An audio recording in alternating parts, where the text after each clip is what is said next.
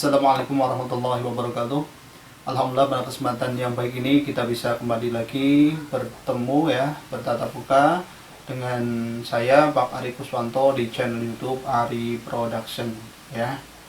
Kali ini kita akan kembali belajar materi akidah akhlak ya. Kita akan belajar secara online mapel akidah akhlak kelas 7 untuk MTS ya, di bab yang kelima, yaitu kisah Ashabul Kahfi ya. Ini adalah kisah yang sangat menarik, yang sangat menginspirasi kita selaku umat muslim untuk menambah ketakwaan dan keimanan kita kepada Allah Subhanahu wa taala. Baik, langsung saja mari kita perhatikan gambar berikut ini ya. Ini adalah gua ya, gua Ashabul Kahfi ya. 7 orang pemuda disertai dengan satu ekor anjing ya. 7 orang pemuda disertai dengan 1 ekor anjing. Ini guanya seperti ini. Baik, Ashabul Kahfi ya, Ashabul Kahfi. Apa sebenarnya Ashabul Kahfi itu? Mari kita simak bersama. Ashabul Kahfi adalah 7 pemuda yang mendapat petunjuk dan beriman kepada Allah Subhanahu wa taala. Mereka menyelamatkan iman dan tauhid pada Allah Subhanahu wa taala dengan cara melarikan diri dari kekejaman Raja Dicyanus yang memaksanya untuk menyembah dan menyembah berhala ya, menyembahnya dan menyembah berhala di lingkungan istananya. Lalu mereka nantinya tertidur lelap dalam gua selama 309 tahun atas izin Allah Subhanahu wa taala. Ya, jadi ini adalah pemuda yang beriman kepada Allah, kemudian nanti ditidurkan di dalam gua selama 309 tahun. Adapun lokasi gua Ashabul Kahfi ya, banyak yang berpendapat lokasi gua ini terdapat di Yordania, yaitu di perkampungan Al-Rajib ya, di perkampungan Al-Rajib, atau dalam Al-Quran disebut juga Ar-Rakhim ya, yang berjarak sekitar 1,5 km dari kota Abu Alanda, dekat kota Amman, Yordania. Raja Abdullah II, Raja Yordania, telah meresmikan untuk mendirikan di muka gua Ashabul Kahfi masjid ya, dan ma'had yang diberi nama Masjid Ashabul Kahfi. Oke. Baik, kemudian nama-nama pemuda Ashabul Kahfi. Perhatikan, yang pertama adalah Maksalmina, yang kedua Martinus, yang kedua Kastunus, yang keempat Danimus, kemudian Yadbunus, Tamlika, dan Bairunu. Dan anjingnya bernama Kitmir. Oke. Ya, sumber referensi adalah buku Akidah Akhlak kelas 7 untuk MTS kurikulum 2013 ya. Jadi ini adalah 7 nama pemuda Ashabul Kahfi. Kemudian dalil yang berkaitan dengan Ashabul Kahfi ya, kalian bisa menyimak dalam Al-Quran surat Al-Kahfi. Mari kita baca bersama-sama. Bismillahirrahmanirrahim. Nahnu nakussu 'alaika naba'ahum bil haqqi innahum fityatun amanu bi rabbihim wasidnahum huda. Warabatna ala qulubihim idh qamu faqalu rabbuna rabbus samawati wal ard lan nad'u min dunihi ilahan laqad qulna idzan syatata. Yang artinya, kami ceritakan kisah mereka kepada Muhammad dengan sebenarnya. Sesungguhnya mereka itu adalah pemuda-pemuda yang beriman kepada Rabb mereka, dan kami tambahkan kepada mereka itu petunjuk ya, dan kami telah meneguhkan hati mereka di waktu mereka berdiri, lalu mereka berkata, Rabb kami adalah Rabb langit dan bumi. Kami sekali-kali tidak menyeru ilah selain Dia. Sesungguhnya kami kalau demikian telah mengucapkan perkataan yang amat jauh dari kebenaran ya. Ini adalah Al-Quran surat Al-Kahfi ayat 14. Baik, kita masuk ke dalam kisah ya. Kita akan membahas kisah Ashabul Kahfi. Nanti Pak Guru akan bacakan secara singkat ya ceritanya, dan cerita ini diambil dari sumber buku Akidah Akhlak kelas 7 MTS kurikulum 2013. Baik. Akan Pak Guru bacakan ceritanya seperti ini. Mulanya Dicyanus ialah seorang penyembah berhala yang sangat fanatik ya. Ia menyebar mata-mata ke seluruh negeri Syam untuk mengetahui orang-orang yang tidak menyembah berhala. Jika ia menemukan orang yang tidak menyembah berhala seperti yang Dicyanus lakukan, maka ia akan diseret ke hadapan Dicyanus. Mereka yang tidak menyembah berhala akan diseret ke alun-alun dan dipenggal di sana. Setiap kali Kaisar Romawi mengabarkan bahwa ia sangat senang dengan kepemimpinan Dicyanus, maka Dicyanus segera menggelar pesta yang besar. Nih, Raja Dicyanus adalah raja yang sangat zalim. Suatu hari Dicyanus mengadakan pesta pernikahan besar. Ia mengundang seluruh rakyatnya untuk hadir tanpa terkecuali. Seluruh penduduk pun diperintahkan agar menghias rumahnya dengan sesuatu yang sangat menarik tentunya dengan lampu-lampu yang cantik. Hari yang dinanti itu pun tiba. Orang-orang berkumpul di sekitar istana yang dikelilingi sebuah parit yang sangat lebar. Mereka menari dan bernyanyi bersama-sama. Dicyanus mengadakan pesta besar. Nah, kemudian sementara itu para menteri memadati istana Tidak lama kemudian muncullah Dicyanus. Dicyanus muncul dengan mempelainya yang disambut dengan meriah dengan sorak tepuk tangan. Dicyanus kemudian duduk dengan khusyuk di hadapan berhala yang berada di tengah-tengah istana. Suasana menjadi sangat senyap Kedatangan Dicyanus ditambut dengan tepuk tangan. Kemudian Dicyanus menyembah berhala, lalu kemudian menyerahkan sesembahan, lalu kemudian bersujud pada patung yang terbuat dari emas itu. Ia kemudian duduk dalam singgasana, menyaksikan para menteri dan rakyatnya yang saling berganti menyembah berhala. Tiba-tiba Dicyanus melihat gugup dan gelisah dan berkata, "Menteri, mana Martinus dan Nairowis?" Ada dua orang yang dicari oleh Dicyanus. Tanpa mereka sadari, Martus dan Nairowis ternyata telah meninggalkan pesta dari awal. Martus dan Nairowis adalah dua orang dari ketujuh Ashabul Kahfi ketujuh pemuda Ashabul Kahfi. Baik. Ketika Martus pulang ke rumahnya, ia langsung berhadapan dengan ayahnya dengan wajah yang merah padam. Martus segera menghindar, namun ayahnya menarik kerah bajunya dan memarahi anaknya atas kekecewaan terhadap perilaku sewaktu berada di istana karena Martus ini pergi tanpa izin, ayahnya marah. Kemudian Martus mengurung diri di kamarnya, menangis terseduh-seduh. Ia merasa diasingkan oleh seluruh penduduk negeri, bahkan oleh ayahnya sendiri yang dicintainya.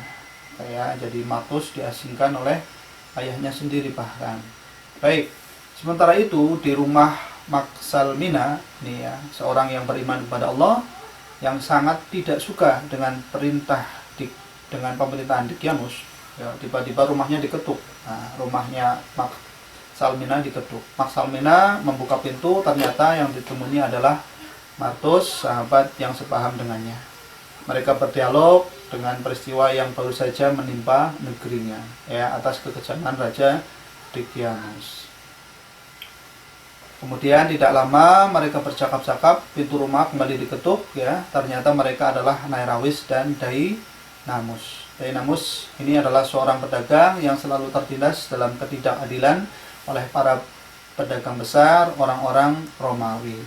Mereka berempat kemudian terlibat dalam pembicaraan yang serius hingga akhirnya mereka memutuskan untuk lari dari kota yang penuh dengan kenistaan dan jauh dari ajaran agama Islam atau ajaran tauhid. Baik. Keesokan harinya terdengar kabar bahwa putra dari Dicyanus tewas terbunuh di sungai. Pembunuhnya ialah Hawawi Nartusia. ia segera ditangkap dan disiksa di hadapan Dicyanus. Ketika sedang mengawasi penyiksaan ini, mata-mata Dicyanus mengatakan kepada Dicyanus, "Tuan, aku pernah melihat pemuda ini bersama Martus dan Nairawis, beserta para pemuda lainnya. Nah, aku khawatir mereka bersekongkol menyiapkan rencana licik ini.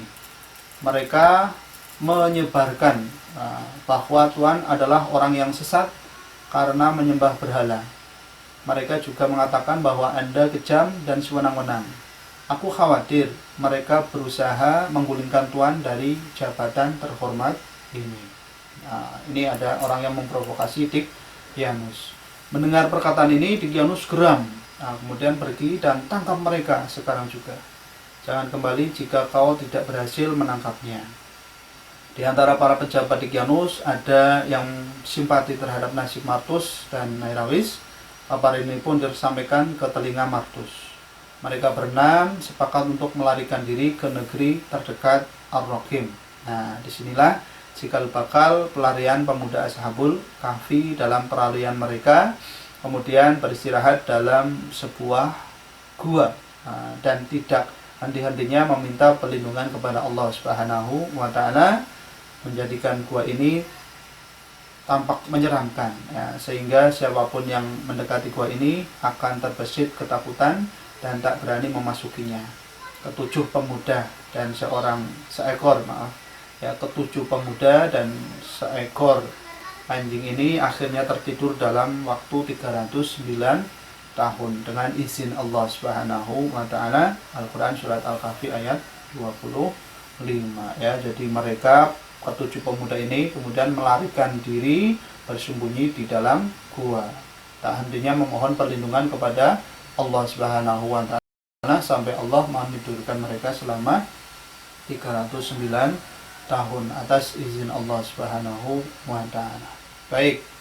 Nah, 300 tahun berlalu dengan pemimpin silih berganti, dan semuanya itu adalah orang-orang yang amat kejam. Selama kurang lebih 300 tahun ini semuanya kejam, hingga akhirnya Allah Subhanahu wa Ta'ala menunjukkan jalan. Negeri Syam kini dipimpin oleh seorang yang beriman kepada Allah Subhanahu wa Ta'ala, yang memerintahkan rakyatnya agar menyembah Allah Subhanahu wa Ta'ala dan menghancurkan berhala.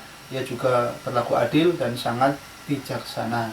Negeri Syam kini menjadi negeri yang makmur dan rakyatnya terhindar dari kemiskinan. Ya, itu adalah kisah, ya, ketujuh pemuda Ashabul Kahfi yang menolak untuk menyembah berhala, kemudian ditidurkan oleh Allah selama 309 tahun sampai akhirnya dibangunkan dan menjumpai negerinya sudah berubah menjadi negeri yang bertauhid, ya, negeri yang makmur, yang pemimpinnya beriman kepada Allah Subhanahu wa Ta'ala. Baik, sampai di sini, ya. Kemudian selanjutnya mari kita ambil hikmah dari kisah Ashabul Kahfi ini, ya. Kita ambil hikmah. Coba apa hikmahnya? Yuk kita bersama-sama. Yang pertama adalah teguh dalam menjaga akidah keimanan, tidak mau tunduk untuk menyembah berhala dan taat kepada raja yang zalim, ya. Tidak mau tunduk, ya, kepada raja yang zalim. Kemudian meyakini bahwa Allah Subhanahu wa Ta'ala akan senantiasa memberikan pertolongan kepada hambanya yang beriman. Kemudian, ya, pemuda yang mempunyai tekad dan semangat dalam menegakkan amar ma'ruf nahi mungkar, apapun, ya, yang merintangi, tetap istiqomah untuk menjaga keimanannya. Kemudian kesetiaan seekor anjing ini, ya, kepada majikannya sampai rela menunggu sampai tinggal tulang belulangnya. Nih, kalau kalian lihat dalam sejarah Ashabul Kahfi ini, anjingnya menunggu di luar gua sampai meninggal. Ini merupakan kesetiaan seekor anjing. Kemudian, apapun keadaan kita harus senantiasa menjaga keyakinan dan menjalankan kewajiban kita terhadap Allah Subhanahu wa Ta'ala, ya. Ini adalah ujian iman. Mari kita ambil hikmah dari kisah Ashabul Kahfi ini, pemuda yang beriman kepada Allah Subhanahu wa Ta'ala. Baik, setelah kalian pelajari menyimak video tadi tentang kisah Ashabul Kahfi, ya, Silahkan tinggal kalian kerjakan soal berikut ini ya. Yang pertama, apa yang dimaksud dengan Ashabul Kahfi? Yang kedua, sebutkan 7 nama pemuda Ashabul Kahfi. Yang ketiga, tulislah dalil yang berkaitan dengan Ashabul Kahfi. Yang keempat, ya, siapakah Raja Dikyanus itu? Ya, tadi sudah dijelaskan di depan. Dan yang kelima, sebutkan 3 hikmah dari kisah Ashabul Kahfi. Ya, insya Allah semuanya bisa mengerjakan. Kalau belum paham bisa diputar lagi videonya, atau kalau kalian punya buku akidah akhlak ya, baik itu LKS atau buku referensi yang lain, silahkan kalian bisa membukanya, kemudian kalian kerjakan soalnya. Baik, demikian yang dapat Pak Guru sampaikan pada kesempatan ini. Mudah-mudahan bisa bermanfaat untuk kalian dan senantiasa mendapatkan keriduan dari Allah Subhanahu wa taala. Mudah-mudahan kita akan semakin bertambah imannya kepada Allah ya. Dan mudah-mudahan kita dijauhkan dari segala musibah, kalian diberi kesehatan oleh Allah Subhanahu wa taala. Amin ya Allah ya rabbal alamin. Apabila Pak Guru dalam menyampaikan ada tutur kata yang tidak berkenan, mohon untuk bisa dimaafkan ya. Cerita ini Pak Guru ambil dari referensi buku Akidah Akhlak kelas 7 MTS kurikulum 2013.